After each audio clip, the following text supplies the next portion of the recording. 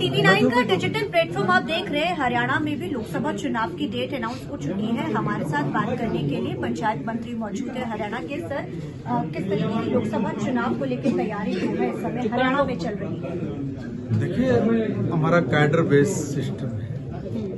हम लोग चुनाव जिस दिन समाप्त होता है अगले चुनाव की तैयारी में जुट जाते हैं। हमारी तैयारी 100% है। हमने अपने बूथ की समितियों का गठन करके हम लोग पन्ना प्रमुख चले गए और पन्ना प्रमुख से भी नीचे पन्ना समिति तक हमारा काम स्टार्ट हो गया है। ऑर्गेनाइजेशन की दृष्टि से हमने कोई कसर नहीं छोड़ी है। हम बिल्कुल एकदम मैदान में तैयार हैं। हमारे कैंडिडेट वो सारे डिक्लेयर हो गए। हम लोगों ने वोट मांग करने का काम शुरू कर लिया। जनता का आशीर्वाद हमें मिल रहा है और हमें पूर्ण विश्वास है कि 10 की 10 लोकसभा की सीट हरियाणा की जनता भारतीय जनता पार्टी को आशीर्वाद देके देगी। आप पंचायत मंत्री हैं, किस तरीके के बदलाव आप अब आने वाले समय में पंचायत में करने वाले हैं? क्योंकि अक्टूबर में विधानसभा चुनाव भी है। ऐसे में कुछ बड़े बदलाव जो पुराने समय से जो चीजें चली आ रही थी उनमें कोई किस तरीके का बदलाव आपने किया है? कोई नई चीजों में जो लगता था अभी तक चीजें फंसी हुई थी, जो अभी तक नहीं हो रही थी, उनको कैसे स्ट्रीमलाइन आप कर रहे हैं? देखिए, अभी मुझे बन के आज मेरी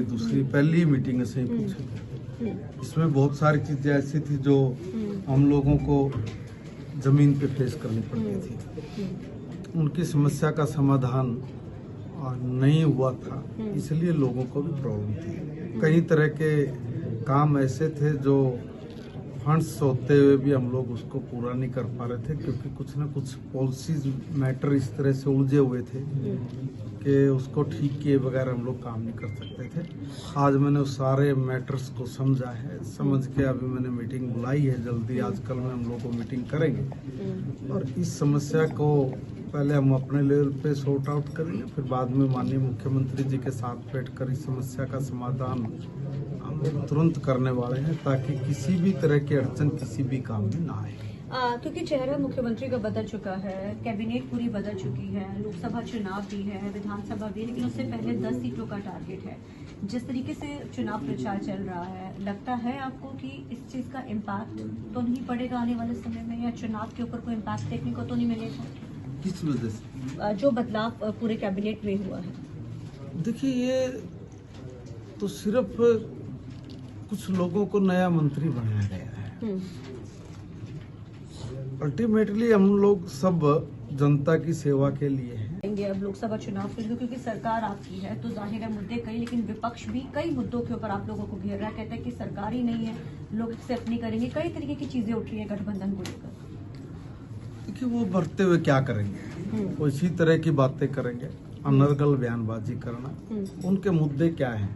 हमने हरियाणा की विधानसभा में उन लोगों को देखा है। मुद्दा विहीन विपक्ष है।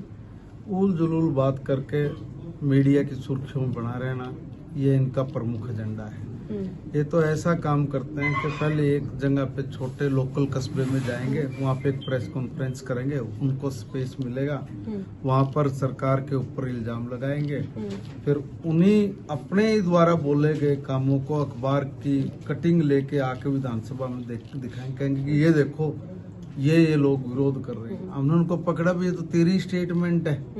तो ये तो ऐसे उल्लू बनाने का काम करते हैं। हमें इनकी कोई परवाह नहीं है, क्योंकि इनके पास ना नेता हैं, ना इनके पास कोई टिकट लेके चुनाव लड़ने वाले हैं। ये अपने लोगों को मना रहे हैं। मुझे लगता है कि जल्दी इनके लोग मान जाएंगे और हाँ भरेंगे चुनाव लड़ने के लिए। जेजेपी के साथ गठबंधन टूटने के बाद बीजेपी को इसका कितना का नुकसान या फायदा किस तरीके से आप देखते हैं? हालांकि पहले से ही चीजें चल तो रही थी गठबंधन को लेकर कि नहीं होना चाहिए, लेकिन गठबंधन हुआ।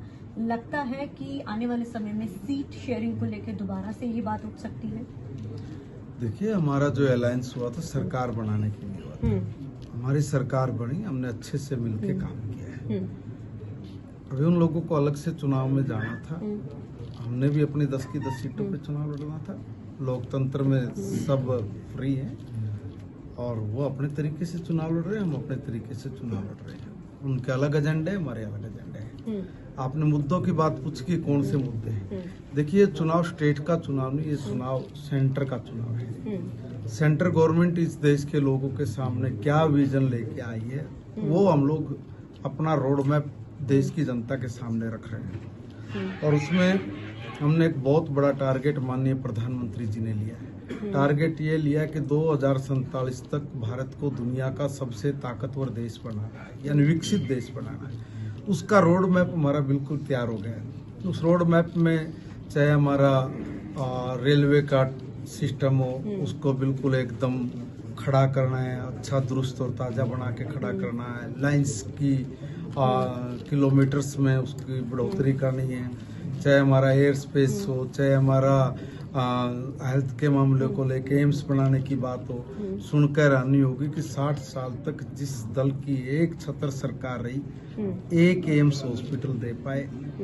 हमारी सरकार बनी 10 साल में हमने 22 एम्स बना दिए, जिसमें से 15 एम्स का काम हमारा चालू हो गया है। हमने ऐसे आने वाले दिनों में किन किन चीजों की नीड है, कौन सी ऐसी मूलभूत सुविधा जिसको लेके हिंदुस्तान के किसी भी व्यक्ति को दुनिया के बाहर देश की तरफ मुंह न ताकना पड़े, ऐसे तमाम कामों का रोड मैप हमारा तैयार है। उसी रोड मैप पे हम लोग जा रहे हैं और देश की जनता को कह रहे हैं कि 2047 तक क्या क्या काम होना है हर फील्ड में, हम लोग उसी को लेके जनता के बीच में जाके उनसे आशीर्वाद मांग रहे हैं और हमें मिलेगा। Thank you so much. तो ये थे हमारे साथ बात करने के लिए पंचायत मंत्री चंडीगढ़ से। TV9 के लिए कैमरामैन अलजिंदर के साथ अमनप्रीत कौर।